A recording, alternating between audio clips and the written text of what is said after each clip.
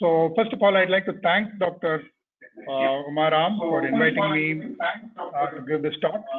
Thank you once again to the Dr. Uma and the team at Sitapati.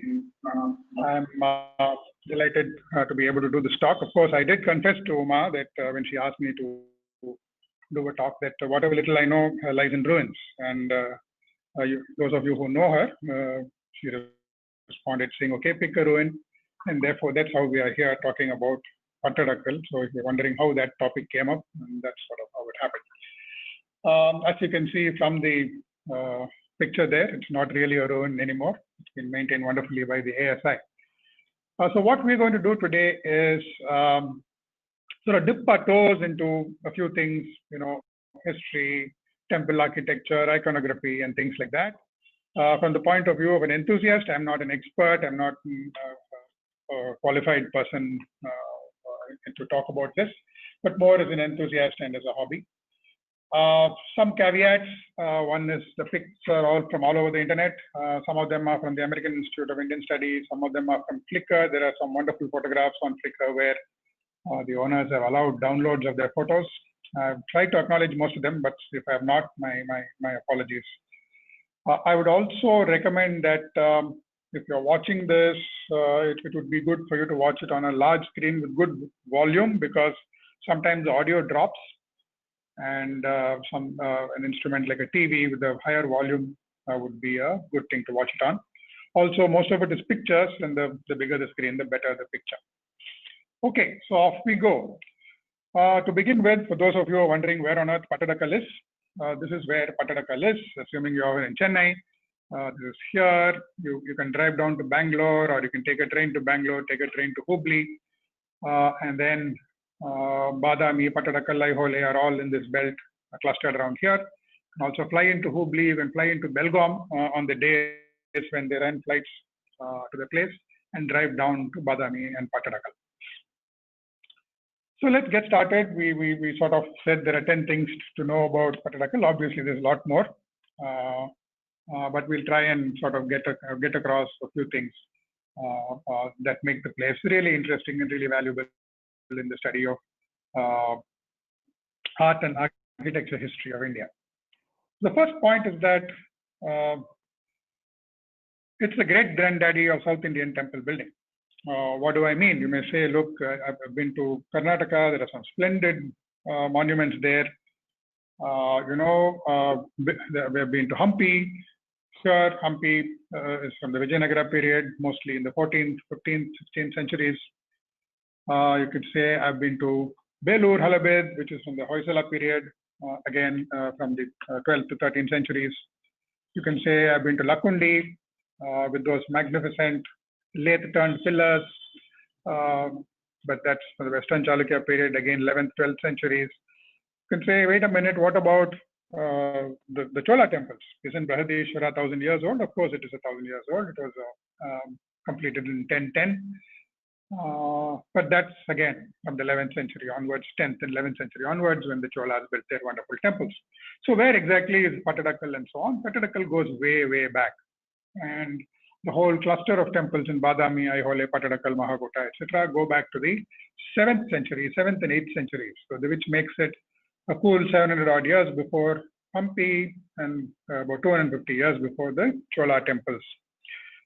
Wasn't anybody else building temples around this time? Of course they were, and those are the Pallavas, who were the contemporaries of the Chalukyas, and therefore the Kanchi Kailasnatha temple and the temples at Mahabalipuram and so on are contemporaries of the Chalukya temples. So therefore, what we are seeing here is really the very beginnings, the birth, if you may say so, of South Indian temple architecture. And as art historians love the whole early Chalukya period, because it's the first time in South India you get a cluster, a corpus of temples that are tied together by patronage, by period and style. So they're all Chalukya sponsored, they're all in the same 7th, 8th century, and their style is clearly identifiable. I don't mean just Pattadakal, it's about all the sites there, Badami, Aihole, Mahakuta, Pattadakal, Alampur, etc. What happened was they very quickly moved from the cave temples, rock cut sculptural to sculptural temples in hardly one generation. and then quickly increased the elaboration of the architectural elements. One very interesting thing about this is all the texts, the Vastu Sastra, the Shilpa Sastra, and all that came much later, and therefore the architects as well as the sculptors have enormous freedom, and they have used the creative freedom, sometimes even playfully, but all the structures that they built. This also means that because of its importance in South Indian temple building and temple architecture, Pattadakal and the Chalukyan temples have received more than a century of scholarship. There's nobody worth their name in Indian temple architecture who has not studied them. You can start all the way back in the late 19th century, and they're still writing books. Kathleen Cummings from Alabama wrote a book on Pattadakal itself as late as 2014. George Mitchell had a book in 2015, and so on. So it's still an active area of interest because of its antiquity. Brush up on Pattadakal, I would recommend these books. This is by the ASI. Pattadakal by George Mitchell is usually the best writer to comprehensively look at this architecture. So you can read Pattadakal, A Monumental Legacy, or Badami Aihole Pattadakal, which is recommended because you get the overall picture of how the development of temple architecture happened during those periods. Next, so having established that it's a granddaddy, what about them? Somehow the Chalukyas seem to have treated Pattadakal as a kind of trophy cupboard for their kings, right? So now that I've mentioned the Chalukyas, if your history is sound, you'll probably say which Chalukyas, and you're right, because in Indian history, for something like 700 years, there was somebody or the other called the Chalukyas ruling some part of India or the other. Our Chalukyas are, and because there were so many of them, they used to be called early Chalukyas, late Chalukyas, eastern Chalukyas, western Chalukyas, and so on. But eventually, I think what historians settled down to was to name them by the capital of their capital city. So we have the Badami Chalukyas, who are our friends in this journey today, who started it all off, and they took over from the Kadambas in their territory, and they became quite big. But by 700 AD, they had they were at their peak, and they also established a Chalukyan kingdom at Vengi in Andhra Pradesh, and therefore there were the Badami Chalukyas. In addition to them, there were the Vengi Chalukyas. They also established in Gujarat, southern Gujarat, somewhere near Bharuch, another set of Chalukyas called the Lata Chalukyas. So you have the Badami Chalukyas, you have the Vengi Chalukyas, the Lata Chalukyas, but the Rashtrakuta dynasty very quickly took over from the Badami Chalukyas. The Vengi Chalukyas and the Lata Chalukyas continued for some more time, and until the next set of Chalukyas, known as the Kalyani Chalukyas, once again took over from the Rashtrakuta dynasty. So that area of the Deccan has been under some kind of Chalukyas for a considerable period of time. The eastern or the Vengi Chalukyas sort of merged with the Cholas, with the Chalukya Cholas starting to rule from Tanjavur. And finally, you had a set of people who later on called themselves Solankis, but originally called themselves Chalukyas. They did not claim descent from the Badami Chalukyas, unlike, say, the Western Kalyani Chalukyas and others who did, but they were known as the Solankis. And the Kalyani Chalukyas ruled till almost the 13th century, and therefore that was the list of Chalukyas that we have. Our Chalukyas are, of course, the Badami ones, and let's go and meet them. While there were a couple of kings before Pulakeshin, the first Pulakeshin is normally credited with establishing the Badami Chalukyan kingdom. He fortified Badami, established a fort there. In his inscriptions, he claims to have performed the Ashwamedha Yagna and so on. The dates here are all fairly approximate, but they'll give you a sense of when this whole period was. His son was Kirtivarman, who's primarily credited with expanding the kingdom. He defeated the Kadambas, the Nalas, the Mauryas, and so on. These Mauryas are not the ancient Mauryas, but these are Mauryas of the Konkan, mostly based around what is now Bombay and Elephanta and so on. Kirtivarman's son was too young to take over, so Kirtivarman's brother, Mangalesha, he took over from Kirtivarman. He ruled till about 610, and as you would expect, he didn't want to let go of the throne when it was time for Kirtivarman's son to take over. So Kirtivarman's son, when he grew up, had to fight Mangalesha for the throne. There was a little bit of civil war there. Eventually, Mangalesha was killed, and Pulakeshin II, the greatest of the Chalukya kings, took over. And the son of Kirtivarman and the grandson of Pulakeshin I took over the Chalukya reigns. And he was, as I said, among the greatest of kings of that time. He expanded to Gujarat, to Vengi. He was the man who appointed his brother Vishnuvardhana as a governor in Vengi, who then became a separate dynasty with themselves. He appointed another scion of the family in the Gujarat area. He is also probably the only king who has recorded a defeat of Harshavardhana, who was the greatest king of that period. So it was a huge expansion that Pulakeshin did, and essentially at the end of it, the Chalukyans were ruling from sea to sea, from coast to coast across the Deccan, from the west to the east. However, Pulakeshin started off something by defeating the Pallavas in the outskirts of Kanchi. He defeated most likely Mahendravarma Pallavan, and that set off a long series of battles, the first of which was itself not in favor of Pulakeshin. Mahendravarman's son Narasimhavarma Pallavan, whom we all know as Mamalla, marched across the Deccan, went to Badami, sacked the city, defeated Pulakeshin, and most probably killed Pulakeshin, because Pulakeshin then vanishes from the inscriptions by 642 or so. For the next 10-12 years, we are not quite sure what happened. We know that there were a set of people who ruled from various places. They probably went to a place in Andhra called Alampur. We don't know that for sure, because there are temples during that period from there. And then by the time Vikramaditya I, who was the son of Pulakeshin, took over, it was 654, and he re-established Badami. He defeated the Pallavas once again and continued the northern dominance.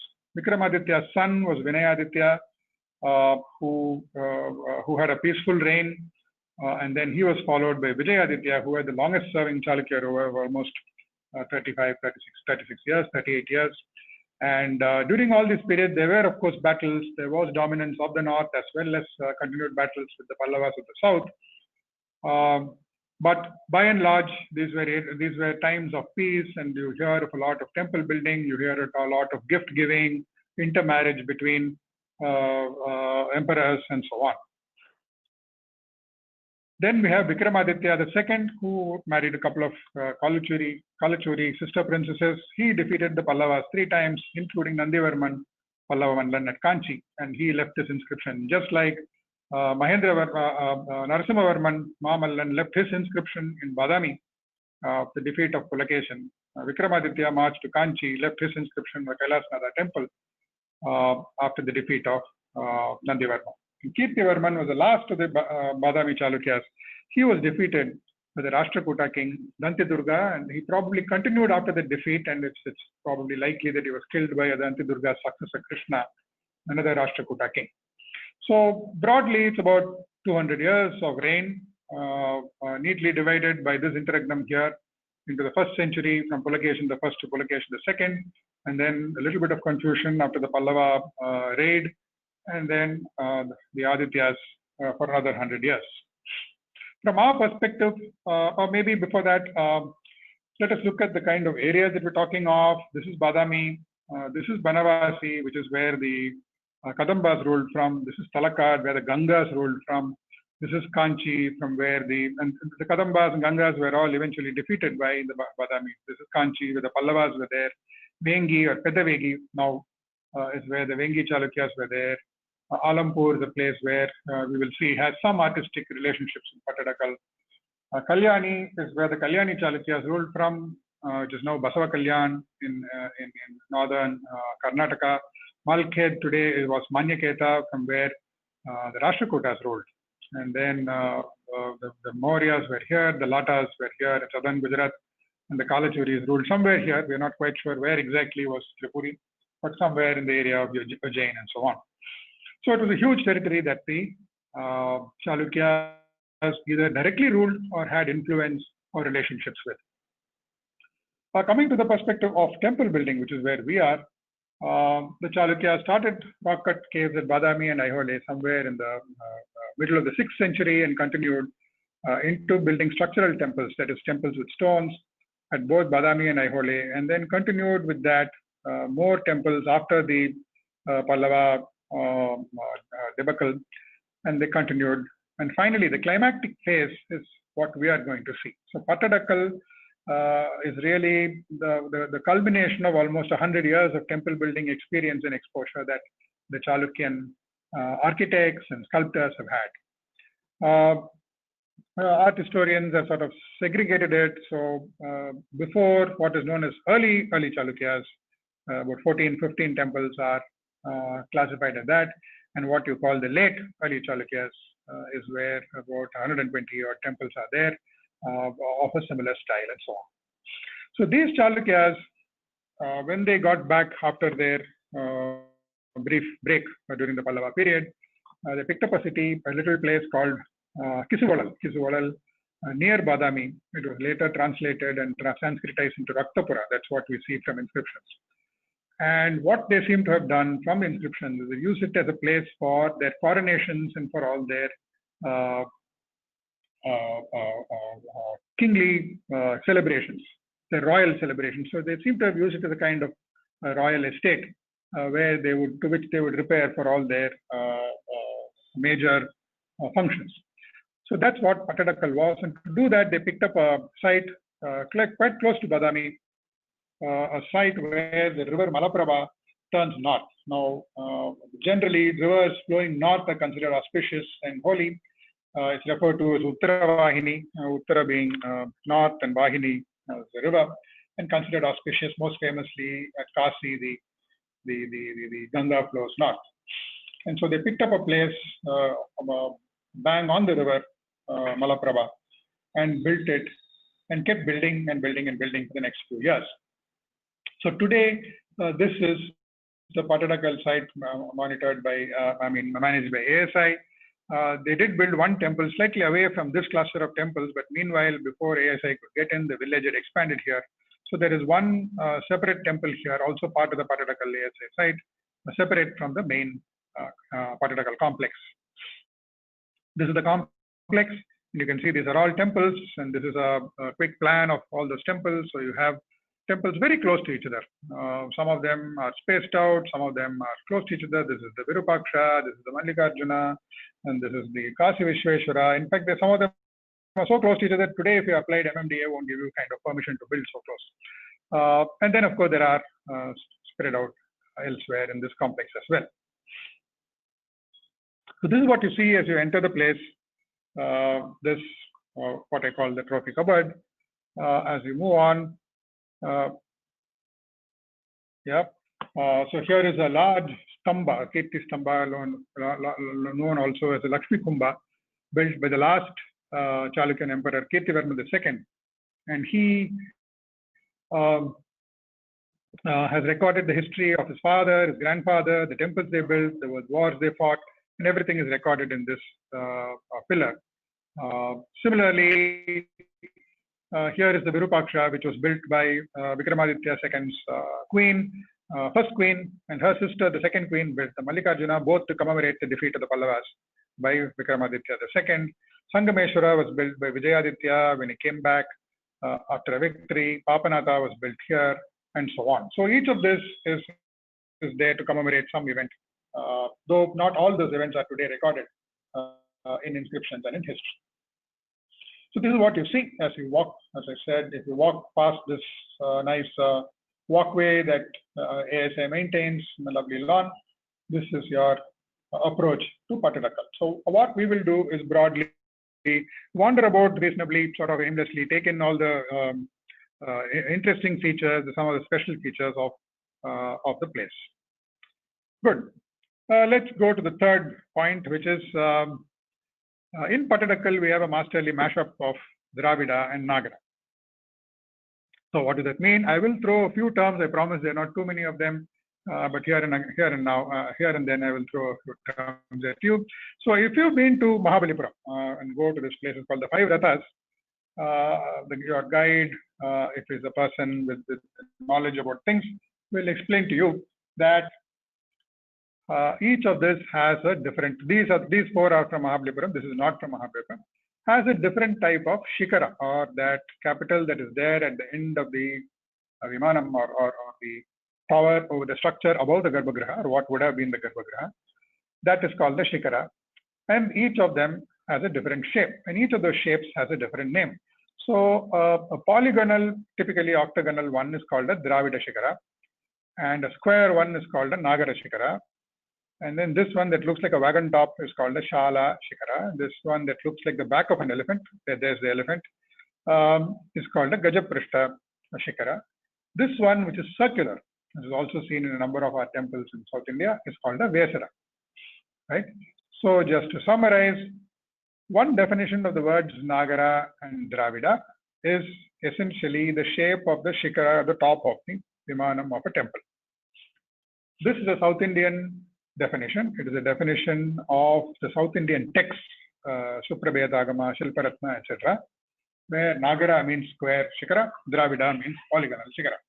But this is not what we're talking about in Pattadakal when we say Nagara and Dravida. Even though they are there, you will see square Shikaras and octagonal Shikaras, but that is not what we are saying here. What we are talking about is what we call a Dravida temple or a Dravida Vimana. What we are saying is a temple that consists of a certain set of elements, and those set of elements essentially 2 or 3 in number. This oblong thing that you see, this is again from Mamallapuram, Dharmarajaratham, which is essentially seen as the earliest that we have in Tamil Nadu. This is Arjuna Ratha, which neighbors that. You see basically 2, 3 elements. You see this thing which is called Shala. This is the oblong one, and then you see a square one called the Kuta. And this is arranged in row after row after row. So in this case, there are 2 rows. There is a Shala, there is a Kuta, and in between there is something called a Panjara, whatever is there, the narrow one. So this here has 2 rows, this here has 3 rows, and you may say, look, these are small temples, rock cut. What about giant temples? You know, so here is Dharasura, right? Chola Imperial Temple, as big as it can get. And what do we have here? The very same. You have a Shala, the oblong one, you have the square one, and you have the Panjara, the narrow one, Panjara, and they are simply repeated in row after horizontal rows, right? So the red ones are all Shalas, the yellow ones are all Kutas. Similarly, there are Kutas here and so on. So this is the basic language or the basic grammar of what we call a Dravida temple, right? So this is the basic language. So what is a Nagara? So you can see the complete difference, right? As much as this emphasizes the rows of horizontal layers, here you have a basic vertical layer, layers of verticality that are introduced into the entire Vimana. So this would be the Garbhagraham, and the Vimanam on top stands like this. So let's look at a little bit of the language of the Nagara temples. So these Nagara temples are of many varieties. We'll only see one today because there's only one in the Pattadakal complex. So this is what is known as a Latina because it's made of Lata, which is a creeper. It's also called Rekha in the Orisha idiom. It's called the Rekha Diola. So you have these long vertical sections leading up to the top where you have an Amalaka. So this is called the Amalaka, and there are divisions which you can count the number of horizontal layers, and those divisions are marked by what is known as a Bhumi Amalaka, with each layer being called a Bhumi. So here in this case, you have 1, 2, 3, 4, 5 Bhumis. Sometimes you may just have 3 Bhumis, you may have just 4, and so on and so forth. So this difference between the Nagara, yes, the North Indian idiom of the temple, and the Dravida, the South Indian one, is what we are talking about. The second definition, and not the Shikara one, is what we are talking about in Pattadakal. So here it is, as I said, this is how you enter Pattadakal, the complex, and immediately you can see the difference, right? You can see the 2 South Indian Dravida temples, you can see the North Indian Nagara temples. And for those who like the South Indian definition, here you have a Dravida temple with a Nagara Shikara. So the others can ignore that, right? And the Dravida temple with the Vesara Shikara. But that's not what we're talking about. We're talking about the South Indian versus the North Indian idiom of temple building. So let's see what exactly they did. They built. So this temple is called the Galaganatha temple. So most of the temples have names that have evolved in the last few centuries. We don't know why they are named the way they are named now, because originally they had different names. Some of them have inscriptions which tell us what those names were, but many of them don't have those inscriptions, so we don't know what the names were. So this is called the Garaganatha temple, and this temple is considered by art historians as the earliest of the temples in Pattadakal. The reason being, and probably the end of the 7th century, and the reason being, it's a carbon copy of a temple at Alampur in Andhra, in Telangana, which is called the Swarga Brahma temple. The Swarga, you can see it. I mean, it's like complete ditto of this, and this has a date on it because of an inscription. It's 689, and therefore they feel, art historians feel, that if something that is so similar to it, it probably shared the idea, the design, and maybe even the artisans, and therefore they place it in the late 7th century. That is the Vinayaditya period. We saw Vinayaditya as one of the kings, right? And they probably after they came back from the Andhra. Yeah. The other Nagara temples, the next Nagara temple you can see is this one, which is called the Kadasiddheshwara temple. Again, we don't know why the name was there. It's probably in honor of some Swamiji which was there in that area, is what they feel, but we are not too sure. This was probably later than this, but it was simpler, and you can see it just have 3 layers here. It's a much simpler temple. Another one close by is called the Jambulingeshwara temple, very similar to the Kadasiddheshwara temple, almost identical in many ways, except it's slightly better preserved in terms of the sculptures, in terms of the Vimana. And finally, we have the Kasi Vishweshwara temple, which is another Nagara style temple. It is probably the last of the Nagara style temples, mid 8th century. Given all the architectural elements in it, it has been dated as the mid 8th century. So from the late 7th century till about the mid 8th century, the Nagara temples were built in Pattadakal. But we also had from the mid 8th century the Dravida temples, that is the South Indian style temples. And this one is the Sangameshwara temple. It was originally called the Vijayeshwara temple. It was built by Vijayaditya.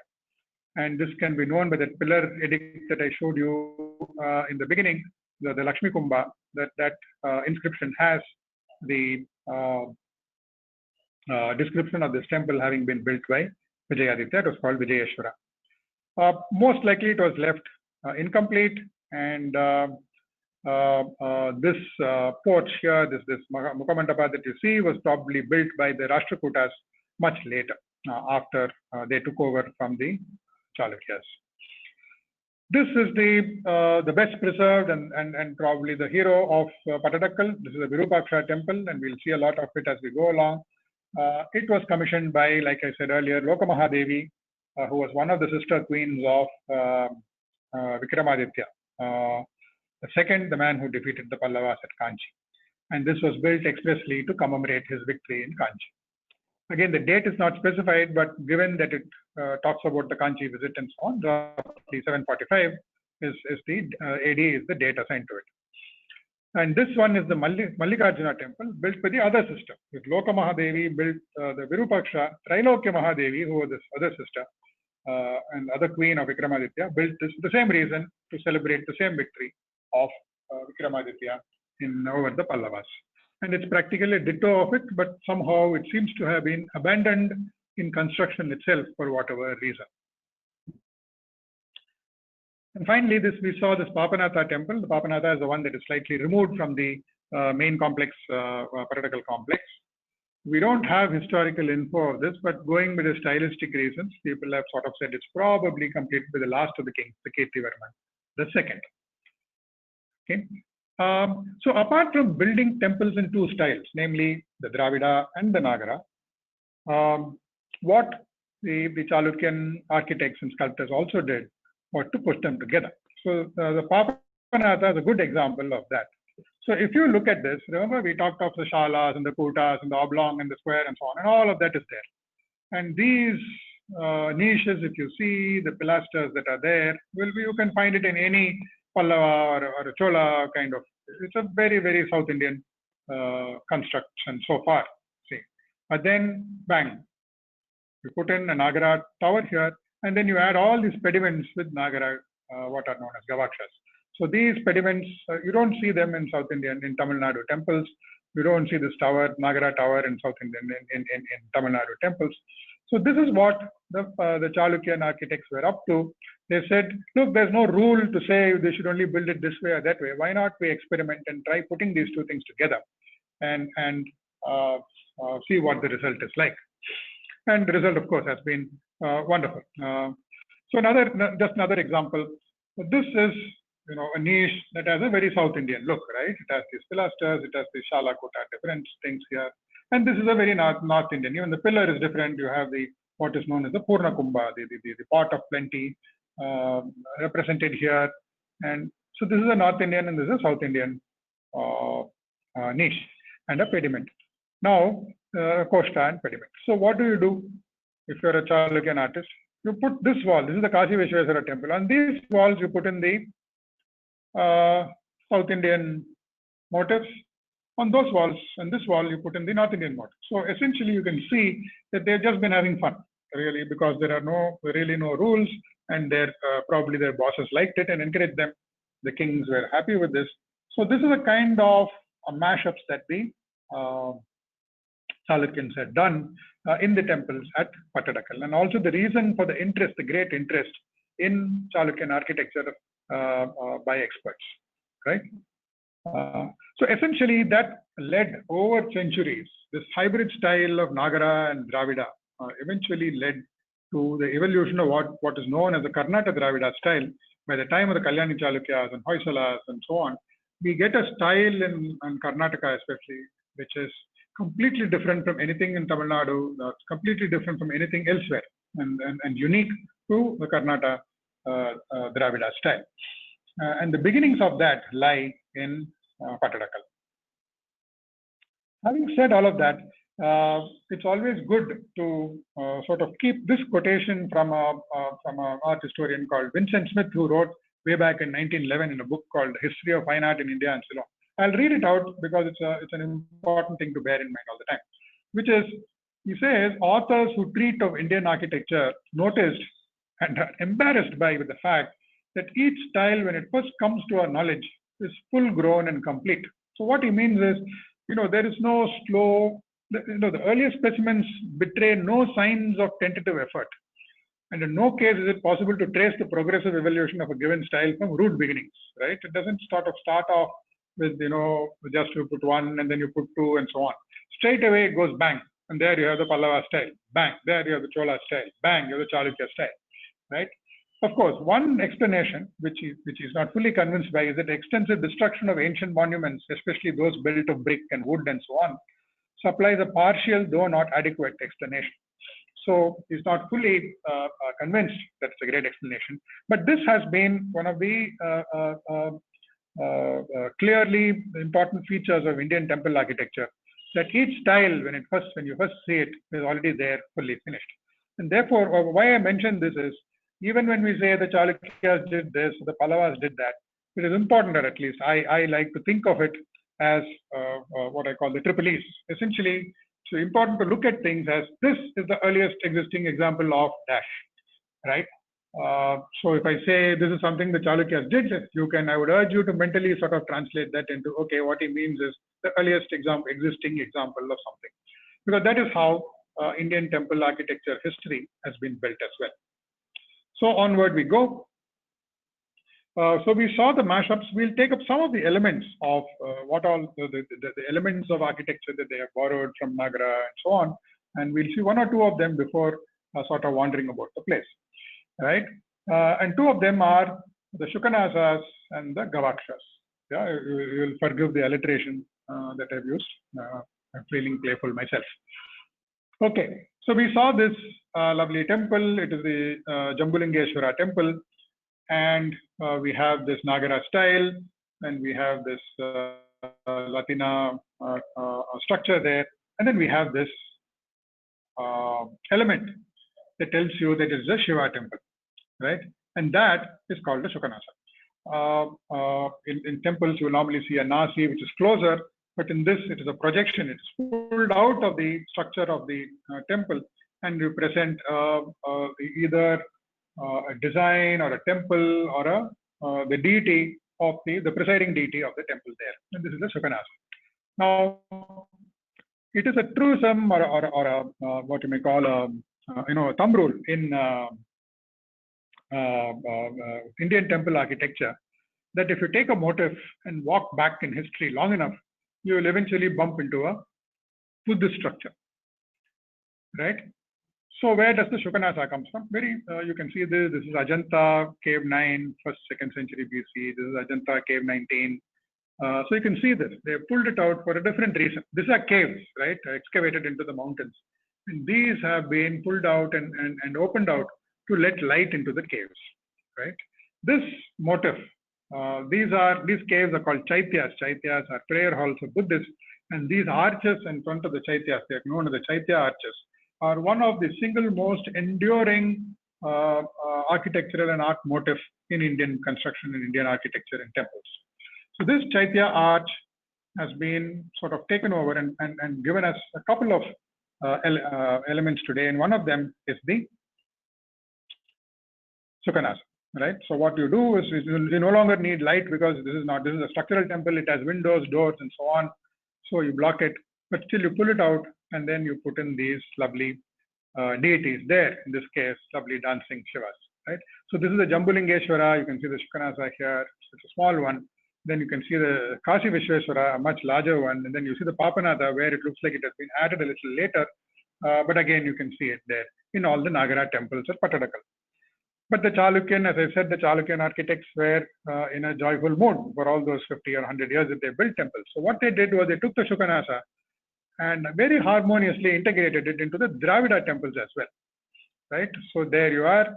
You pull it out of a fairly complex, here it is a plain surface there from where you pull it out. But here, the Dravida temple already has several other structures. It has shalas, kutas, and so on. And so to integrate it harmoniously into that was one of the things that the Chalukyan architects and sculptors did. So this is the Mallikarjuna temple and this is the Virupaksha temple, and both of them, you can see the Shukanasa coming out of the Vimana. Now, just to remind you, the Sangameshwara, which was built earlier, does not have the Shukanasa. So it's only these two temples that where the architects felt it fit to sort of integrate the Shukanasa as well. So one of the things you would have noticed in all these Shukanasas is that the icon that you see there is a dancing Shiva. A couple of points about that. One, while the Chalukyan kings patronized, worshipped, were devotees of Shiva as well as Vishnu. Some of them even supported building of Jain temples and so on. They gave themselves titles like Parama Bhagavata, Bhagavata meaning a devotee of Bhagavan, that is Vishnu, and so on. But after the Pallava incursion and after the time of Vikramaditya I and so on, they mostly seem to have, in Pattadakal at least, mostly seem to have built only temples for Shiva. And therefore you will see Shiva everywhere in the temples around in Pattadakal. The second point is this dance of Shiva, right? Now we are used in Tamil Nadu at least, and mostly in all over India now, when we say a dancing Shiva, this is the dancing Shiva that we know, right? This is the classic Nataraja that we have. This posture, his arm going around, his leg lifted high, one leg lifted high above the other, and so on, standing over the Apasmara Purusha and so forth. This posture in Bharata's Natya Shastra and the dance text is known as Bhujanga Trasa or Bhujanga Trasita. Bhujanga, snake, Trasa is to be frightened of or startled by, and so it is essentially we see it everywhere. This is from Tanjavur. It's the style of a person lifting his leg, startled by a snake. So why don't we see this in Pattadakal? Because this style of depicting Shiva's Ananda Tandava came much later and got consolidated in the Chola period only in the 10th century. It doesn't mean it wasn't there at all. So in fact, the earliest example is in a cave temple of Mahendra Varman in Siyamangalam in Tamil Nadu. And this is one of the earliest Natarajas that you can see, almost as if to explain what Bhujanga Trasa means. So there is the Bhujanga, the snake, and there is Shiva with his leg uplifted high above the other leg, and so on. So this is as early as the early 7th century, the first quarter of the 7th century, 600 to 630. But somehow this didn't take off for whatever reason. And in fact, even when the bronzes came, it didn't really take off in stone. So other forms of dance were encouraged. So this is from the Kanchi Kailas Nada, where you can see a different posture that in which the Shiva is shown. So this is not Shiva, this is a Durga. This is from Punjai near Mayavaram and Tanjavur. So why am I showing you this? Is because if you look up here, that small little thing there is how Shiva's, this Nataraja, started life in stone. This is one of the earliest, this is not the earliest, it's one of the earliest representations. It's in a very small decorative element actually. This is the main deity. This is a decorative element on top of it that you can see Shiva dancing the Ananda Tandava. And this is sometime in 940. Of course, by 970, the 10th century, Shiva started the Ananda Tandava in stone, and sculptures start appearing everywhere in the Chola kingdom. So, which is one reason why your Natarajas in Badami, for instance, is again in this dance. This dance posture is called the Chatura, where the legs form a kind of rhombus while Shiva dances. And this is one of this absolutely magnificent Shiva from Badami Cave 1, which is obviously an inspiration for the Shivas, the magnificent, for the Shivas dancing in the Shukanasas of all the temples in Pattadakal. Not only there, but wherever they have space, here is some random element on one top of one temple, and wherever they have space, they seem to find the place to put it in. Right? So that explains the Shiva's dance. This has nothing to do with Pattadakal, but since I showed you this photo, I just thought I'll sort of ask you a quick question for you to guess where this is. Obviously, I can't hear your answers. For those of you, you can see there's been heavy snowfall, almost as if Shiva is in Kailasha, but it's not that. I'll give you a hint. Here it says the hint is for modern physicists, then Shiva's dance is a dance of the subatomic matter by Fritjof Capra. Yes, so those of you who guessed that this is India's gift to sun at Geneva, you are right. The snowfall there is from Geneva. This has nothing to do with Pattadakal, but since I found the picture on the internet to explain this Nataraja, I thought I might as well share it with you. This was given to Sun in 2004 by the Indian government as a gift to symbolize the long relationship that India has had in supporting the scientific adventures there. And hopefully Shiva presumably is dancing on the Apasmara Purushas of particle physics. The other element that I wanted to talk to you about is the Gavaksha. The Gavaksha are these wonderfully intricate jali work that has been done, these arch motifs that you have. And these, as you can see, were brought in from the Nagara, the North Indian temples by the Chalukyan architects and sculptors. So where does this come from? Okay, we go back to our thumb rule and tada, we are back in the Buddhist structure. The Buddhist Chaitya arch is the beginning of the Gavaksha as well. It is not just here, even in the Buddhist representation of a Chaitya, way back in the 2nd century BCE, you have the arch. This is from Barhut Stupa railing. So here, this is not the Chaitya, this is just a representation of a Chaitya, and you can see all those Chaitya arches that are there. So very often, the people writing about this arch will actually say the Chaitya arch motif or the Chaitya window motif, which has a name which is called the Gavaksha. So this is there in the 5th, 6th century in Devgarh, it is there in the 6th century in Gujarat, it is there in the 7th century in Chhattisgarh, and of course it continues to grow. And what it does is it provides opportunity for infinite variations. The Gavaksha is going to be translated as a cow eye or a ray eye because it was providing the rays of light into the Buddhist Chaityas. Obviously, its origin was in wooden architecture. It is there in reliefs in Toranas, I showed you. And Nagara temples use Gavakshas heavily for the jali work that they find in front of the entire spire that you see in the temples. So infinite varieties, right? So all of this we've seen. So we really, it's only left to the imagination of people there. And our temple people at Pattadakal had a lot of imagination. So this is one pattern that they've used in the Gavakshas at Pattadakal. So you can see this intricate pattern, it's interlocking is there, and it's done very well. Just to show you, this is the Kasi Vishweswara temple, I think the northwest corner or so. They all look similar, but please note carefully, this is different. These two are of one kind. This one is different. Yeah, you can see that there. This one is again different, slightly in a different way. So every one of them, as you go through the temple, the complex, keep your eyes open for gavakshas, and you will find lovely surprises here and there. Here is another one that is there in the Papanatha temple. Again, this is different, and so on and so forth. And here's one where they've almost done a gavaksha with a kind of, the thin rope like. So this is again in the Papanatha. Essentially, experimenting and having fun with the creativity of the sculptors there. The two temples which are completely covered with them, this is the Galaganatha and this is the Kashi Vishweswara. And you can see the Bhumi Amlakas here. So this one has 1, 2, 3, 4, 5. This one has 1, 2, 3, 4. And these are the Nagara temples that you see, and you can see the Shukanas here as well. Okay, so where are we so far? Let's quickly take stock. We've seen that it's the granddaddy of South Indian temple building. We've seen that it was the trophy cupboard of the Chalukyas. We met all the Chalukyas and shook hands with them. We've seen the Dravida and Nagara styles and how they mashed it all up. And we've seen some superb Shukanasas and glorious Gavakshas. Let's move on.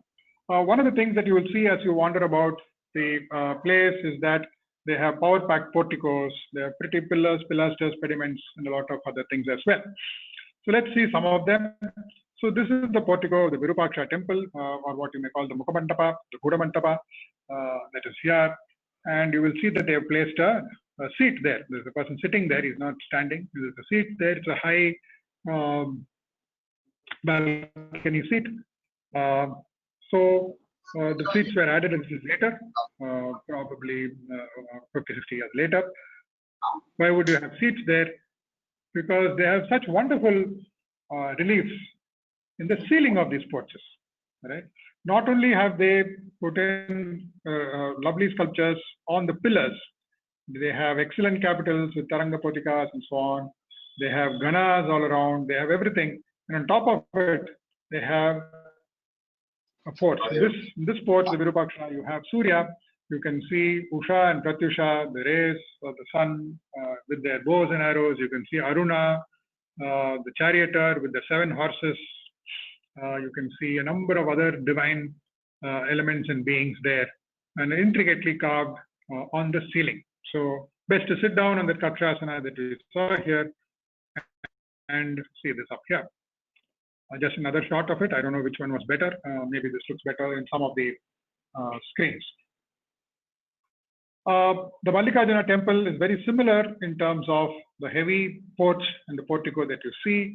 I'm not going into the plan and the elevation elements and the the Kapota Bandhas, Adhisthana, and so on. But you can see that they are very, very similar, right? They're practically ditto of of each other, except that the Virupaksha has a Kakshasana, and probably before they built all of that in Mallikarjuna, we don't have those at all.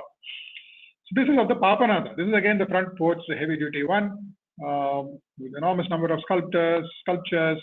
You can see solid Dwarapalakas, and we'll see what those sculptures are about a little later. And this one also has a lovely ceiling of the Mukhamantapa. You have a dancing Shiva, you have musicians playing Ghatam, you have Parvati dancing along, and so on. So exquisite carvings, of course, a bit worn out, but brilliant work on the ceilings. In fact, in the Papanatha, this continues inside as you go along, and you have these fantastic beasts, head of an elephant, body of a lion, and so on, all of which are very worth enjoying. And as you go along, you have these panels, and especially in the Papanatha. This is typical. It starts actually with the caves in Badami. This is typical of the Chalukyan period, where you sort of divide the ceiling into different compartments, and each of them you put in brilliant reliefs. So here, for example, is a Nagaraja in this relief here in the ceiling. You can see the Nagaraja here with all the Vidyadharas around him. And here you can, in the distance, which is slightly hazy, you can see the Lalata Bimbam of Lakshmi, Gajalakshmi here. What is here is this wonderful Natesa, brilliant one. Again on the ceiling, you can see the Vrishabha here, you can see the musicians, he's playing the flute, he's probably playing another instrument, and Parvati is dancing along, probably keeping pace or actually wondering, oh, what a wonderful dancer my husband is. Absolutely brilliant ceiling relief, as you see there. So it's not enough if you keep your eyes on the floor and on the walls and on the pillars. You must look up whenever you are in Pattadakal next, right? So those were the real porticos and porches that we saw with wonderful artistic work on the ceilings and so on. And here are some of the other temples where, for instance, Galaganada, you have one portico here. This is the main entrance, but you have a portico here. What is this doing here? It's actually a false portico. It is there merely to showcase this little sculpture, not little, this giant sculpture that is there, and you can't go in there. You can't enter the temple through this portico at all. So you have great pillars, and you have this Andakasura. Andakasura, as you know, for those of you who have not encountered him before, Andakasura was the Shiva. Shiva is fighting with Asura called Andakasura, whose defining power is every drop of blood from him that spills onto the earth sprouts another Asura. And therefore, what happens is Shiva, you can't see the whole Asura here because it's all worn out.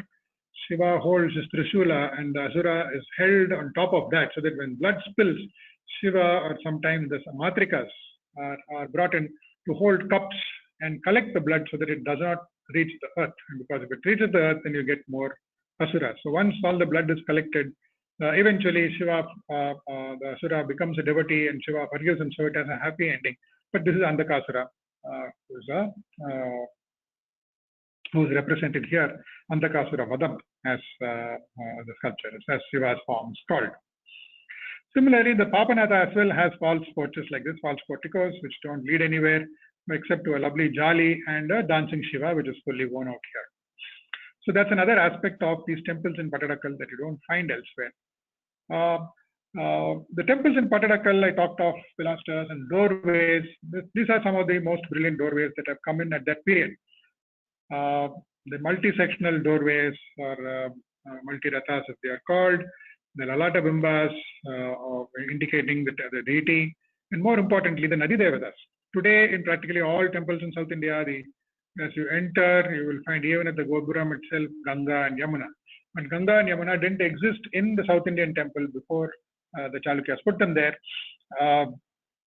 Especially after Vijayaditya on one of his northern raids, claims to have captured much of the power of the north, including the Ganga and Jamuna and so on, and the Yamuna and so on. So after that, post the Vijayaditya period, we start finding Pattadakal temples and the Chalukyan temples replicating the Ganga Jamuna, which is already there in the Gupta period temples and so on in the north, but in the south, they started appearing here.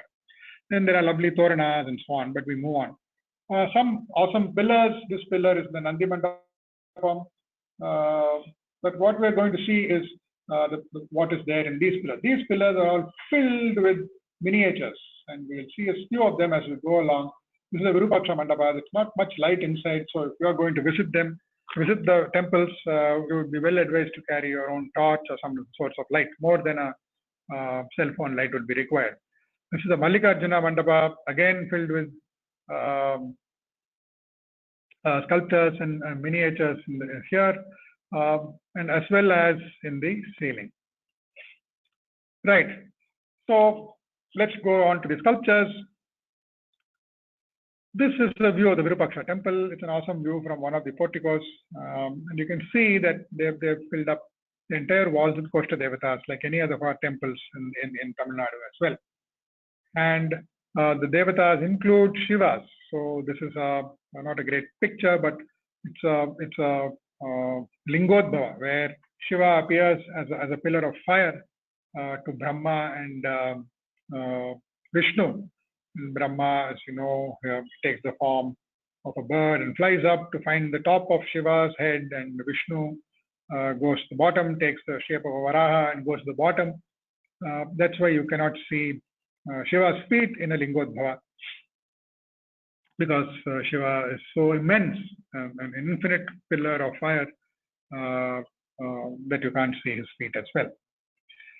Well, what is interesting is also the elaborate Torana that is there, Makara Torana that is there. On top of it is a lovely Gajalakshmi with the elephants and so forth. You can see the Gajalakshmi and so forth.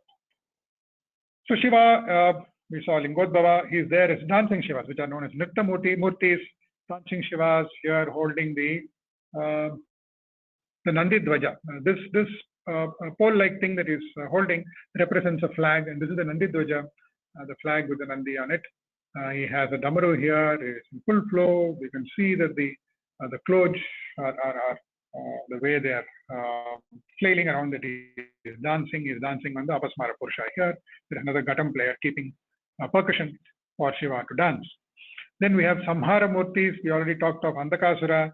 This is Gaja Samhara Murti. It's incomplete in this particular version, where Shiva, one of the Asuras, takes the form of an elephant, and he disturbs the penance and the yagnas of some of the sages, and Shiva, they ask Shiva to help him quell this nuisance, and Shiva kills the elephant and wears the skin of the elephant as his own cloth, and therefore this is the skin of the elephant, and the elephant is obviously here not there because it's not yet completed.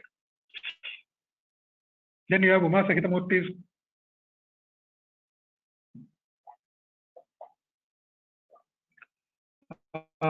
Here almost an Alinganam with Shiva with his arm around Uma. Then you have some splendid Rishabhantika in the Harihara. You can see the slender waist, the broad shoulders, almost in its appeal to the early type of sculptors that you see from the Pallavas and the early Chola times. Right? Here Rishabhantika standing in a Tribhanga pose. There he is with the Vrishabha. He has a Damaru. He has a Dvaja here. This is Harihara, and this is Hari. On this side, Vishnu, the Chanka Chakra, and this is Shiva. And you have Garuda here, you have the Vrishabha here. And this is the Ardhanarishwari. Just a close-up of the Harihara. The chakra is made to float there in the wall. The chunk is there in his fingers. And this is the Trishula of Shiva. So, and you can see elaborate jewelry. You can see the jewelry in the ears. You can see the Keyuras on the arms, and so on and so forth. More Shivas are there. And this is Lakulisha. Lakulisha is a semi-historical figure, probably from the 1st or 2nd centuries, who then went on to be among the earliest exponents of the Pashupata form of Shaivism. And he is also considered by later texts as the 28th avatara of Shiva himself, and therefore he is often represented in temples like this, holding a lakula or a staff or a stick like this, and normally shown naked. So Lakulisha Pasupatam was there practically all over India, and in most parts of the country you will see Lakulisha sculptures. This is the standing form. There is also an equally nice seated form as well. This is Bhairava, the terrible form of Shiva. Shiva is there on niches. This is a niche in the Pattadakal, in the Virupaksha temple. He's again dancing. You can see the different posture here. You can see the lovely jewelry. You can see the Damaru. You can see he's carrying a flame here, and so on. This is another brilliant one. This is on the porch. It's on the portico pillar. Absolutely brilliant version of Ravana lifting Mount Kailasha. Ravana wanted to take Kailasha and take it to Lanka because he was a great devotee of Shiva. But in his ego that he could, he wanted Shiva in his territory, in his hometown. He wanted to shake the Kailasha and take it there.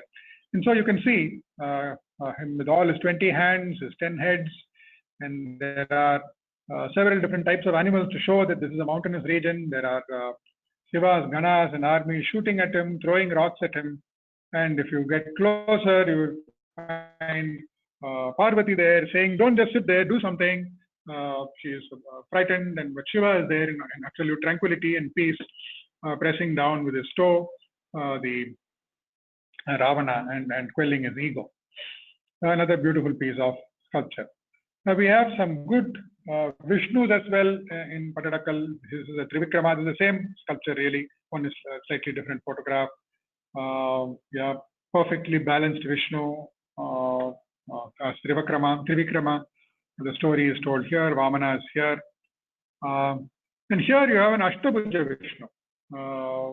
Ashtabhujam is not a very frequently found form of Vishnu. We have Pallava Ashtabhujams in, for example, in Kanchipuram and so on. So here you have here, except that in this case, this appears to be possibly a replacement statue for something else that was here, mostly because on top we have Shiva and Parvati, at the bottom we have Mahishasura Mardini, and normally Vishnus are not found with these combinations. But it's an excellent Ashtabhujam. You can see all the arms, you can see the Shankh, you can see the Chakram, you can see the Gada, and so on. This is a four-armed Vishnu, which was there as well. And in the pillars and niches, you have wonderful Narasimhas. You can see the action here as Narasimha rips open Hiranyakashipu, and here he has him in a hold, you know, in a kind of wrestling hold while he tries to draw his sword. And here is a absolutely spectacular Gajendra Moksham. You can see just a couple of different angles. This is straight on, and here you can see it in profile. You can see the crocodile grabbing the foot here. You can see Gajendra shouting for help in distress. Garuda proudly carrying his my lord and master Vishnu in all tranquility, coming to the rescue of Gajendra. The others, well, those are sculptures of gods and deities and divinities that you will find, yeah, they are done well. But what are really spectacular are the dashing Dwarapalas, right? Dwarapalakas of Pattadakal are something to sort of just keep gaping at for time. They are absolute hulks and very handsome ones at that. And here are a couple of them in the Virupaksha temple. You can see that they are fully armed with gadas. These are, for example, two-armed Dwarapalakas. So I'll just go through slowly so that you can just see the pictures a bit. Here is another absolutely splendid Dwarapalaka. He's four-armed, as you can see. He has a snake in one hand. He has a third eye here. He has this bulbous gada here that is there, and he's all relaxed as he waits to guard his master, Shiva. This is absolutely the most spectacular Dwarapalaka that you'll ever see. It is neither a relief nor in the round. It's just there, almost lifelike. This is to show how, you know, when there is sun here, you can see the gap here, which you can't see here. This is his gada. The snake is coiling around it angrily, right up to his face, but he has it all in control. Remember his third eye, and look at him from behind.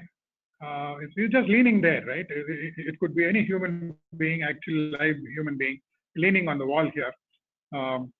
Absolutely spectacular Dwarapalaka that you can see here.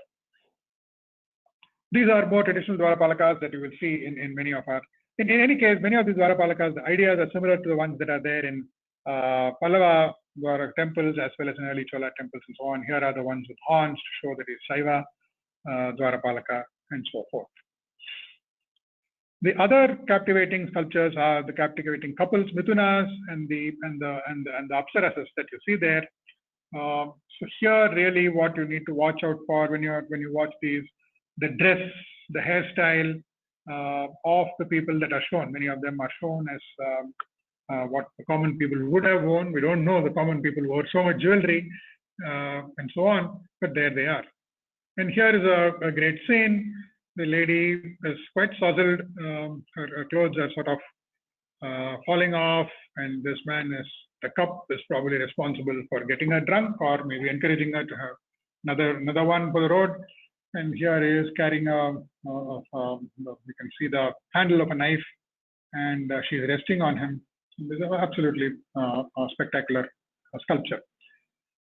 Similarly, here we are, you can see the kinds of clothes that they are wearing, the kinds of turbans, the different hairstyles of the women in the pictures, and so on.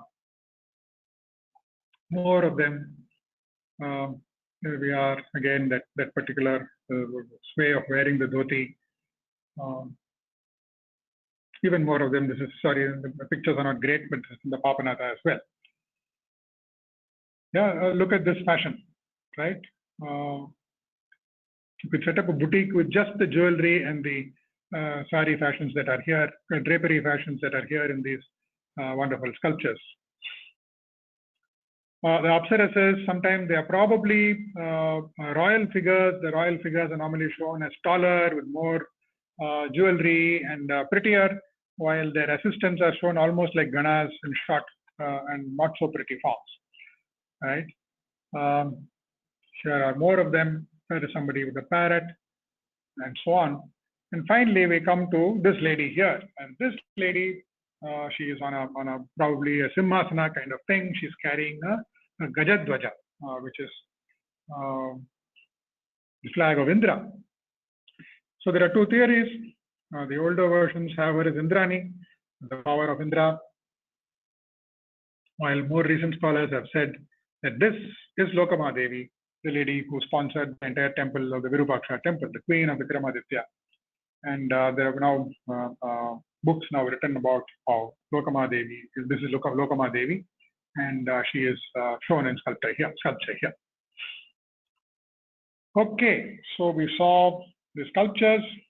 I did not particularly cover one particular sculpture because I thought I could spend a little bit of time on her, which is the mighty Mahishasuramardini.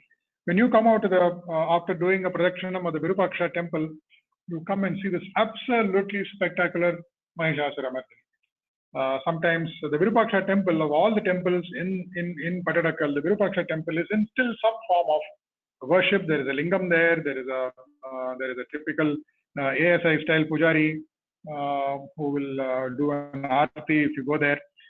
But the visitors have applied vibhuti and kungumam and everything else in the sculptures. But this, somebody seems to have taken a picture when it was not so covered with vibhuti and so on. Dynamism, you can see it's an 8-armed Mahishasuramardini. She has multiple arms. You can see her. I have a close-up of this.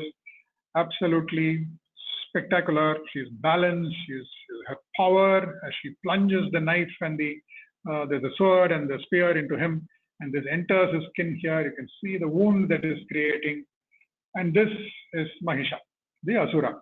Mahisha is the Asura who can transform himself and shapeshift into being a buffalo.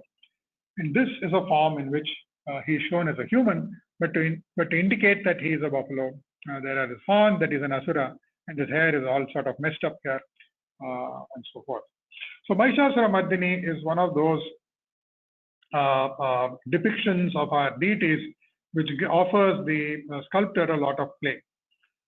In fact, by the time of 8th century itself, Indian sculptors had sort of figured, well, the movie is about Batman, but he's a gloomy guy, so why not we make the Joker more interesting, which is essentially what they've done. So Mahisha, these are Mahishasuramardini's from Aihole. And here, Mahisha is entirely an animal, right? So this is known as a theriomorphic or a zoomorphic representation of the Asura. Is fully a buffalo, right? And this is from Ravanapadi cave in Aihole. These predate the Pattadakal temples. This is Badami, again predating the Pattadakal temple. This is the Ellora post the Pattadakal temple, the Rashtrakuta place. Here you can see what the goddess does to the animal. Holds it by the tail and plunges her spear, or holds it by the face and plunges her spear into the rear of the animal, and so on. So continued theriomorphic or zoomorphic Mahisha. So Asura shown as an animal. In Tamil Nadu, you will not find this representation by and large. Then the sculptors probably thought, hang on, this is not somebody going on a hunt. Just can't show the animal. Remember, it's an Asura. And therefore, they started making the Asura anthropomorphic. That is, giving him a completely human body and a human face, but with a little bit of horn here and there just to show that he is an Asura and not just another human. So it's not, and so forth. So this is our one in Pattadakal, this is in Ellora, and so forth. This, of course, is the theriocephalic, so which is cephalus being head, an animal-headed Asura.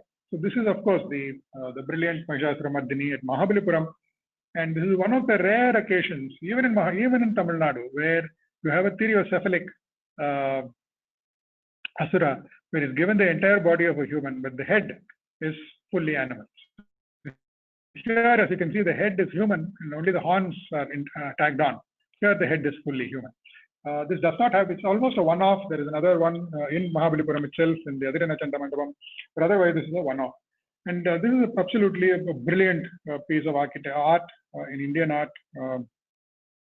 Again, this is again from a period before the Vastu Shastras and the Silpa Shastras and so on. So the only explanation, I mean, much has been written about this particular piece, but the explanation that I like to think of is a young artist with, sculptor with all sorts of skills taking a bet and saying, look, you know what I'm going to do? I'm going to make this so damn good that I will hang a dead body upside down in the middle of the sculpture and nobody will notice. And people are saying, no, don't do that. You can't, I dare you. And he does right that.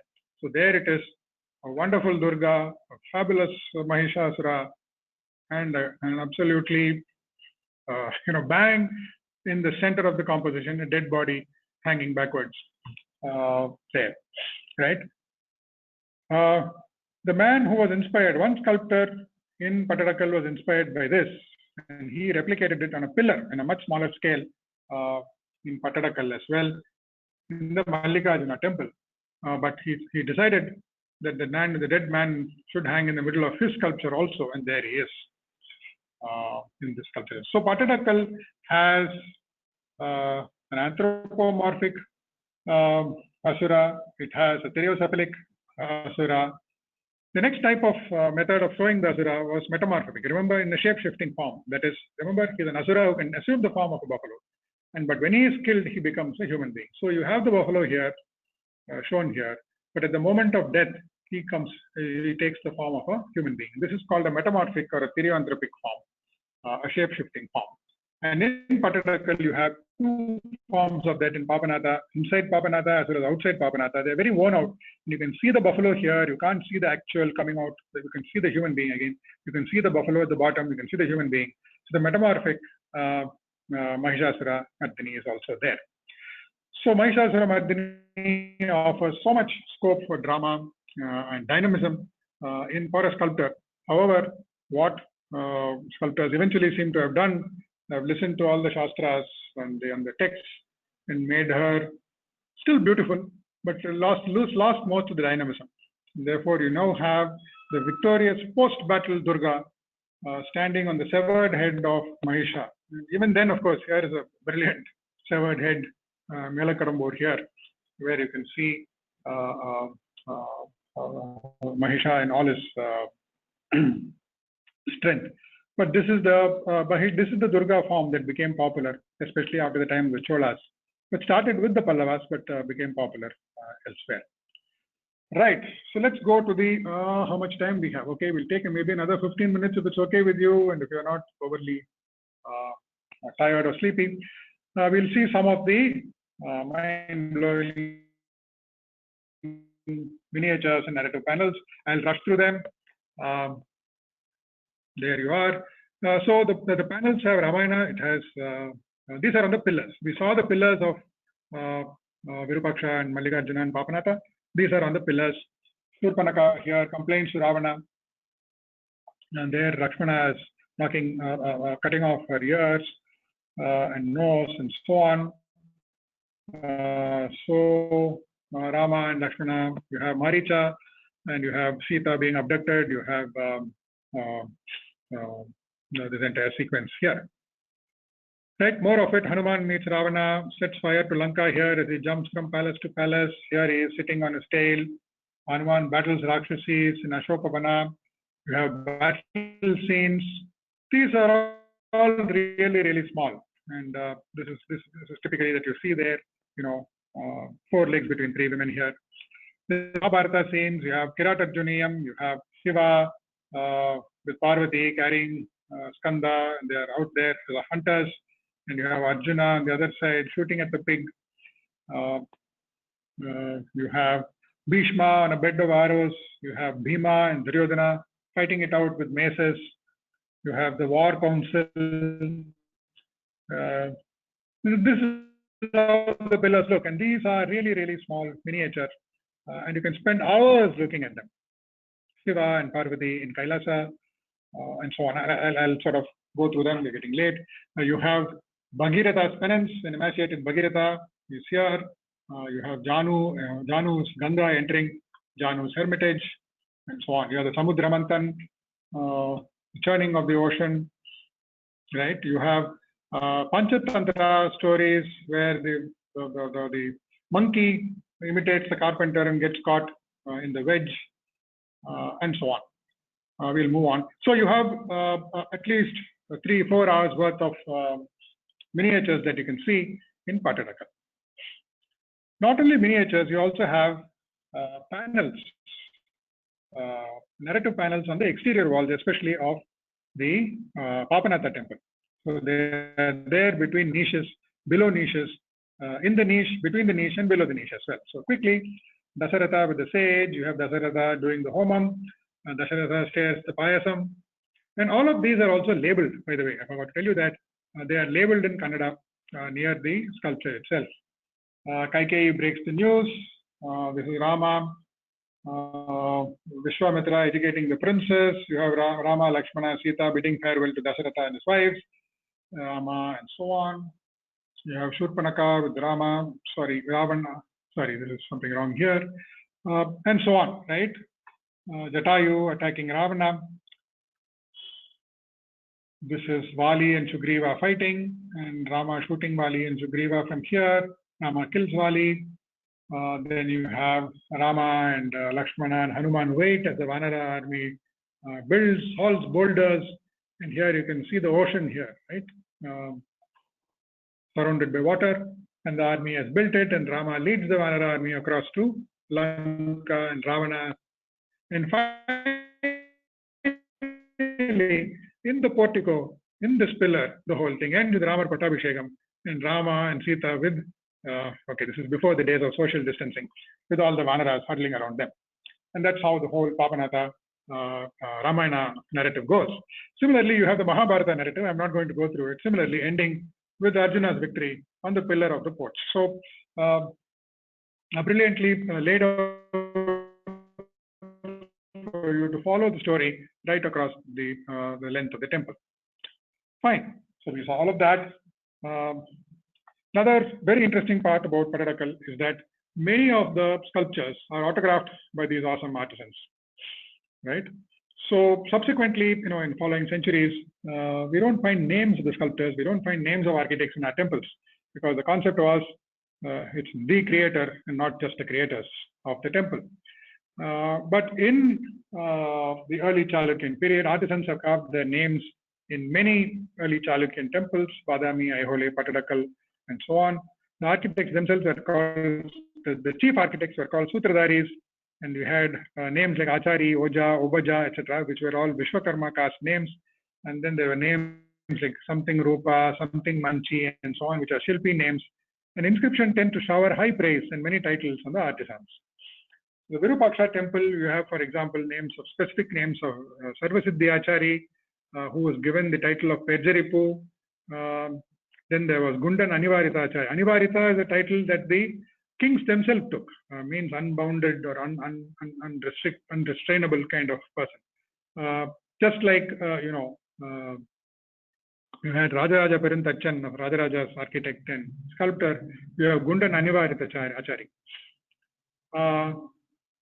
Then you have Baladeva, you have Damodaran Devaputra, you have Chengamma, you have Pullapan. All these are names that are associated with temples. So, for example, here this was done by Devaputra, the Surya, right, who was a disciple of Chakareswaravadi, son of Sripada Deva, and so on.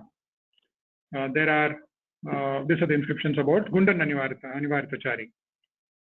This one, we talked about this was done by Duggi Acharya. The Duggi Acharya's Magan, Baladeva. So Baladeva built this or sculpted this. In the Papanasa as well, Duggi Acharya, Revadi Obajar, and so on, are all celebrated in so this one was done also done by Baladevaya. There's an inscription here which talks of this, etc.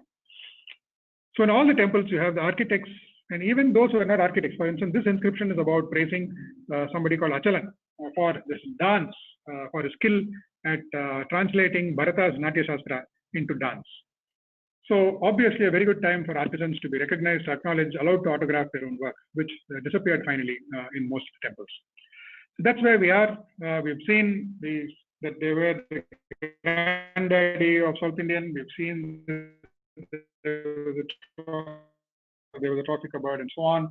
We've seen all of this. We've seen the Dwarapalakas, the Mithunas, the Mahishasuramardhinis, the miniature panels, and we saw the artisans. Maybe just make one more point.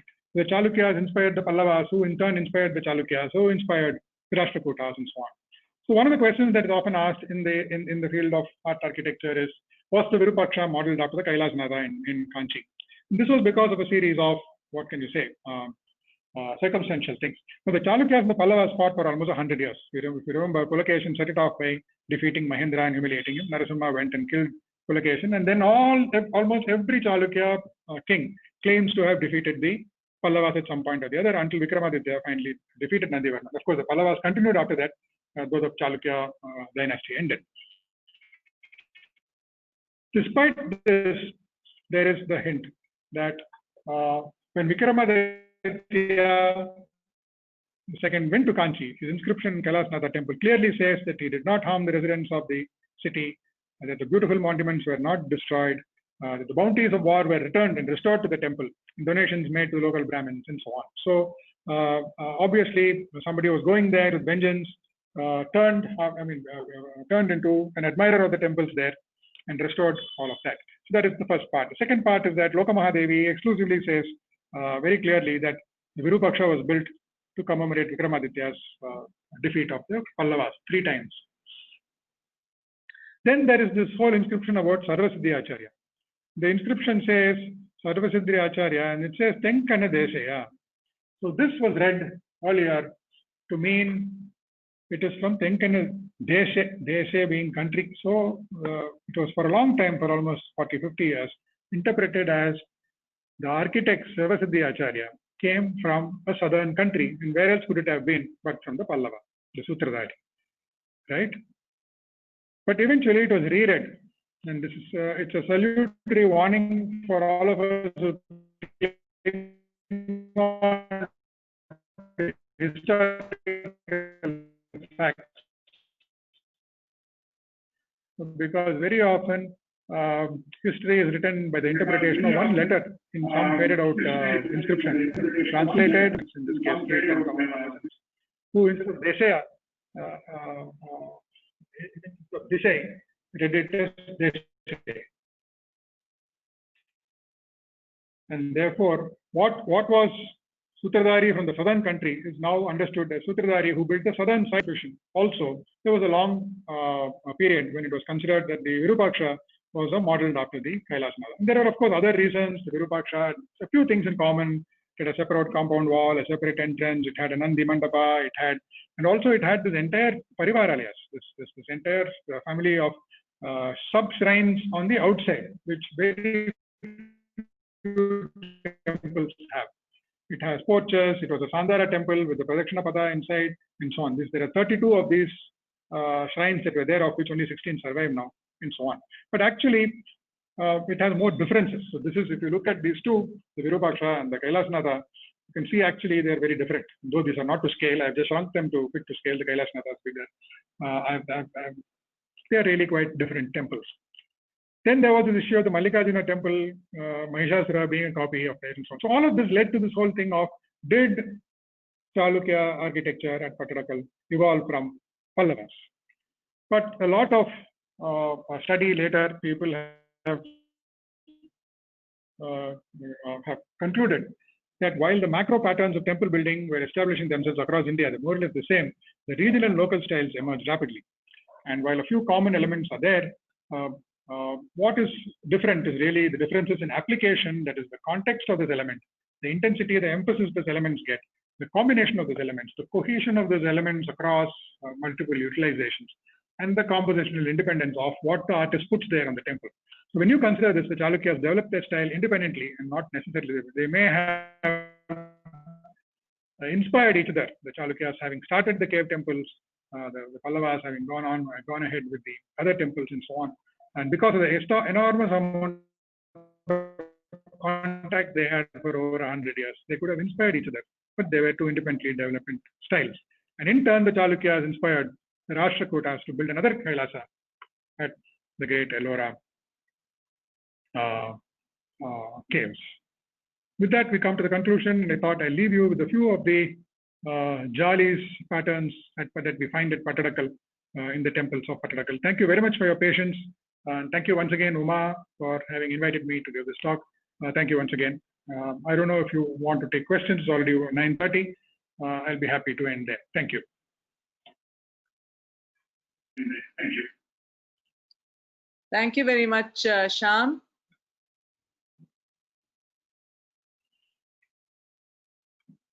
That was really a very absorbing and detailed presentation. And I think many of us who are listening to your talk will want to head there when we can next travel.